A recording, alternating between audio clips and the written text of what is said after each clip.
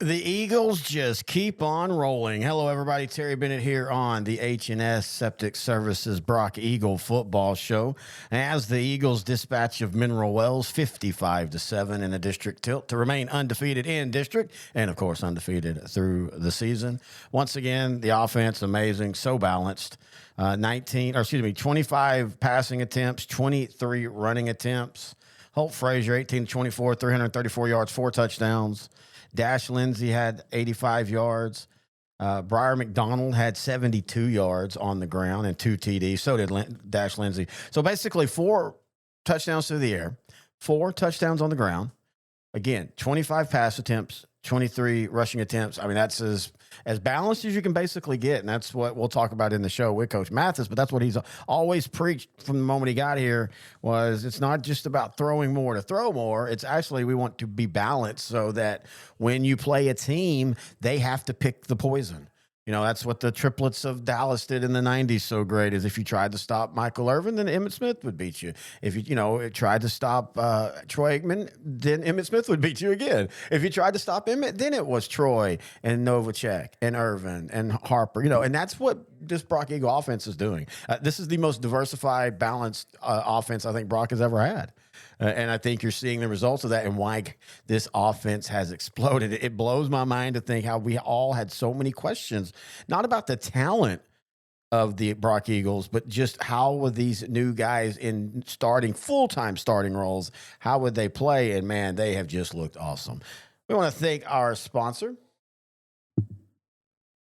H&S Septic Services. You can find them online at hssepticservicetext.com.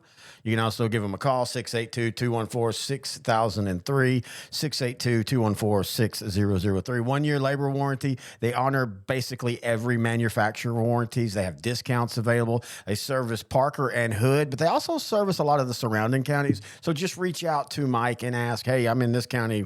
Can you help me out? And he will let you know. Again, check them out. We do appreciate them being a sponsor. And the Optimus Football Club, trying to get more stats from this is really hard. Everybody's full-time job, and that's a side thing. Trying to get more stats and players of the games and things like that so we can promote that. Also, I think we're going to try to do something during their playoffs as well. Anyway, we're going to take a break. When we come back, it is the head coach of the Brock Eagles, Coach Billy Mathis, right here on L4 Media.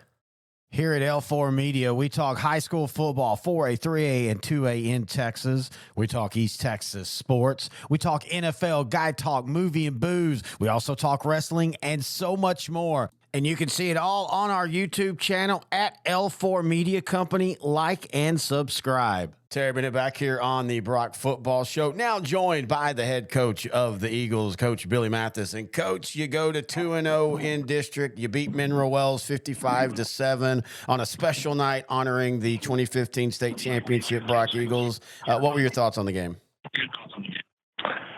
was, I knew it was going to be a good game. I was proud of our guys, the way we came out and executed, in all phases of the game. And Mineral Wells is a good football team. I knew we'd get out there and we'd play hard. I didn't know we'd end up dominating the way we did. I was hoping that, but, reality sometimes sets in.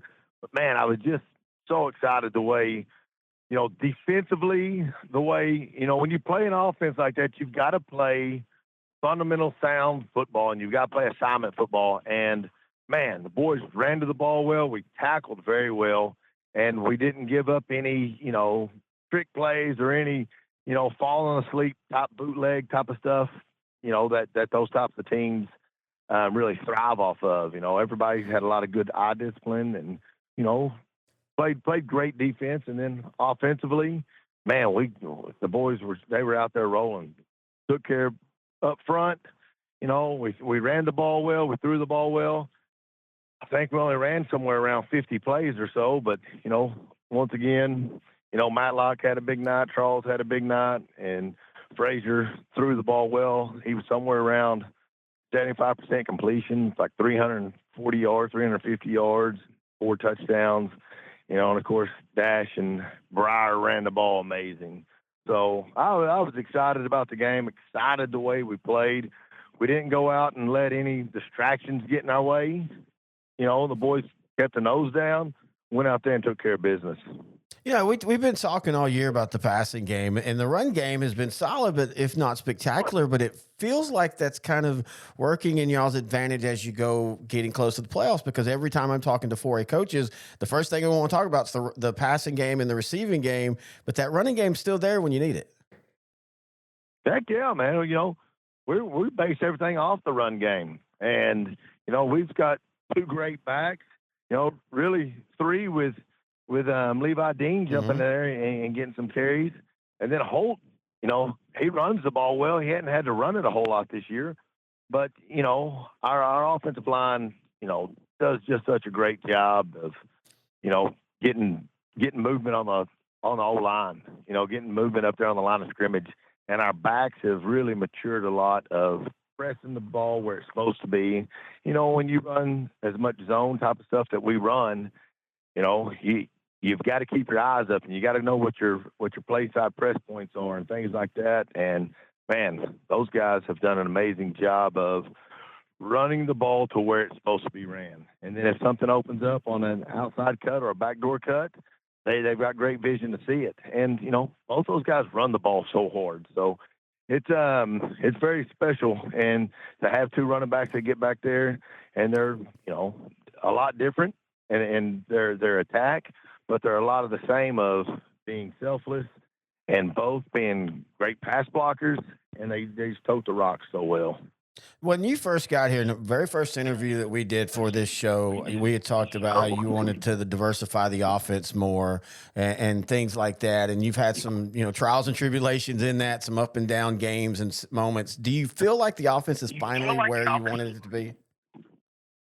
Yeah, absolutely. I think we threw the ball 25 times, and I think we ran it 24 times. So we're very balanced, and that's what I want. For our offense, I want it to be a balanced offense.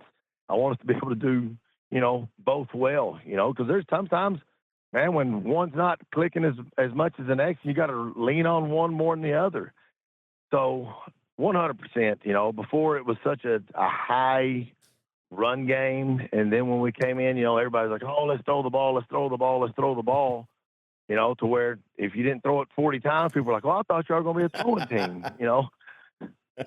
It's not you're not a running or a throwing team. You want to be a balanced attack offense, and that's what we are. And and of course, being 5 years in now, you've got the base set. You've got the understanding of the offense going where it is, and when you got receivers and a quarterback like we have, very blessed. It makes it a lot easier. We've become a lot better coaches. I'll say that. All right, this week now Thursday. Let's go ahead and talk about that first. So it's a Thursday game. How does that work out? Did you reach out to Burke Burnett, or did they reach out to you about moving the game because of the weather? Of course, all the rain stuff started coming up. So Coach Williams and I, we had been texting our district head coaches. They had talked about Graham and Mineral Wells were first to move their game. Mm-hmm. And then we were just looking at ours, and you just want to make the right decision. You don't want to just change a game. Of course, Burt Burnett's geographically so much further away than all of us. We didn't want to just do it because other teams are doing it. But, yeah, the storms are blowing in. You don't want to get up there and get stuck in a lightning delay or anything like that. So it just made sense to move it. You bring up the Lightning, and you hear all the old guys screaming about how back when we played in the rain. But this isn't about the rain. This is about, you don't want a district matchup to have to be stopped at Friday and then picked back up at Saturday at 2 p.m. No, that's an absolute nightmare to happen, and you just don't want to get out there. And, those are things that just lead to bad stuff, happening. It always seems like. So, for the betterment of all the kids and the safety of the kids, it just made the most sense to change the game to Thursday. All right. When you look at the film, you told me even though they're winless, they don't look like a winless team. What are your thoughts on Burke Burnett? No, Burke Burnett, they're very balanced also. They got a great run game, big running backs, quarterback's very accurate. And defensively, they run a lot of the same style of defense that we run. So, they're very sound. They run the ball well. So it's going to be a good matchup. We're going to have to go out there and we're going to have to execute well. You know, same thing as every week, right? We got to go out and win the line of scrimmage, and we got to tackle well on defense and in special teams. If we can get in there and, you know, have a good return or, you know, or a good, you know, make sure we get all our extra points and stuff like that, that's a big thing for tonight. You don't want to go and can't look at records right now, right? It doesn't matter if they're 0-7 or 7-0. Both of us are looking to go 1-0 this week. And every night that you go play a game with high school football players, anything can happen. So you can never underestimate your opponent, where the record is, or trying to compare games of who you played or they've played. You know, we got to go out and stay dialed in, stay focused, and do what we do. Play Brock Eagle football. As always, I want to thank Coach Mathis for joining us here in the district doldrums right now. Got to get through the slog and then the playoffs, and then it gets to be fun again. Not that district games aren't fun, but we always say on sideline to sideline, you get about 2 weeks in of the non-district and you're ready for district. You get about 2 weeks in of district, and then we're ready for the playoffs, and then we're all mad that the season's over. By the way, check out Sideline to Sideline. We talk 4A, 3A, and 2A football each and every week, especially when the playoffs coming up. It's always a fun time. We always have a blast. Coach X joins us as always. Playoff tree will be here this year again. In fact, I got to get old playoff tree out of storage and make sure all the lights work before the playoffs begin. Speaking of playoffs, we're looking for playoff sponsors for this Brock Coaches show.